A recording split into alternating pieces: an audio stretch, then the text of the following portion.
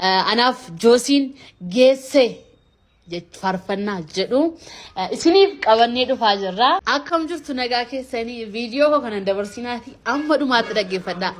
Arra waan addaa tokko isinii qabadhee dhufeen jira. Innis wanta isin sammuu keessanitti yaadnetan isiniif fidee dhufaa jira ani. Egaa booniina joosiin akka kanaan dura suuraa yookaan viidiyoo isinii maxxansinee turre egaa qophii keenya xumurree jirra. Anaaf joosiin geesse faarfannaa jedhu isiniif qabannee dhufaa jirra. Egaa kan inni gadhiifamu sanbata guddaa galgala sa'aatii 11 irratti sababa gadhiifamuuf hundi keessan yuutuubii keenya galaatii subscribe nu godhaa. Karaa sanaa faarfannaa keenya galaatii daawwadhaa isin jedha. Oduu aagaa fi oduu gammachiisaa tokko qabna. Egaa akkuma amma viidiyoo ilaaltan joosiidhaa fi booniin ijoolleen isin miidiyaa kanarratti beektan amma immoo egaa faarfannaa qabannee dhufaa jirra jedhan. Kun egaa waan nama gammachiisuu fi waan namatti toludha. Kiristoosiin faarfachuu Waaqayyoon waaqessuu caalaa wanti nama gammachiisu hin jiru. Baratti dhaloonni miidiyaa kanarratti waan hin taane gochaa ooluu fi waan nama jibbisiisu gochaa oolu. Egaa ijoolleen kun jireenya isaanii kana dura namni kumaturraa gara Kiristoosiin faarfachuu fi gara fakkeenyummaa gaariitti dhufaatii jiru jechuudha. Kun egaa waan namatti toluu fi waan nama gammachiisudha. Kun oduu aagaa fi oduu baay'ee gammachiisaa dhaloonni irraa baratudha jechuudha.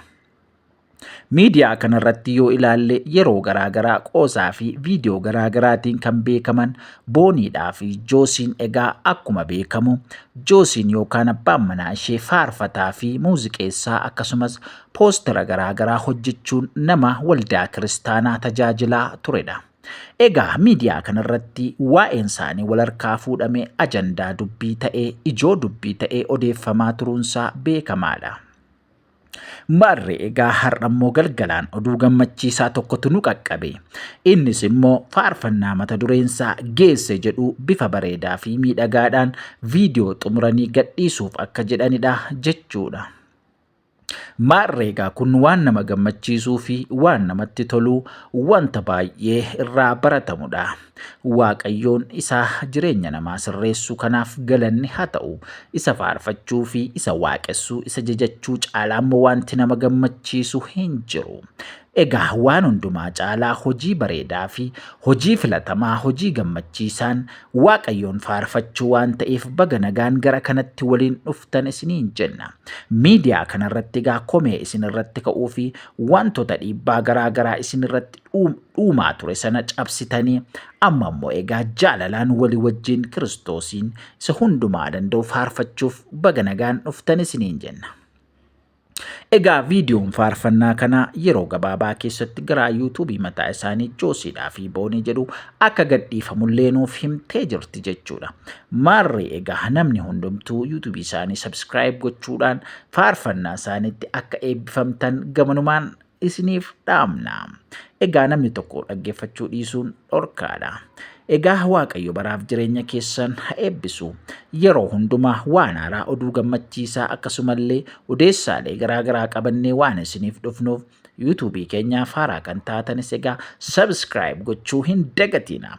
Waaqayyo baraaf jireenya keessan haa eebbisu. Kun gonfoo miidiyaadha. Miidiyaa keessan yeroo hundumaa waan haaraa isin biraan ga'u jechuudha. Egaa Waaqayyo isin haa eebbisu galgalaan waan gaarii fi waan gammachiisaa kana isin dhageessifneerra jechuudha. Ammuma sammaamee miidiyaa kanaaf haaraa kan taatan subscribe godhaatii egaa miidiyaa keenya immoo nuuf guddisaa isiniin jenna. Egaa hiriyoota keessaniif illee qoodaanullee wantoota barsiisoo bashannansiisoo fi waan sammuu keessan itti bohaaru waan hedduu qabannee dhufaatii jirra jechuudha. Sakanaaf namni kamiyyuu namooti miidiyaa kanaaf haaraa taatan osoo bira hin darbin subscribe kan jettuu fi all kan jettu notificationii sanarra godhadhaatii nu eegaa isiniin jenna. Eebbifama faarfannaa obboloota kanaan immoo akka eebbifamtan shakkii hin qabnu.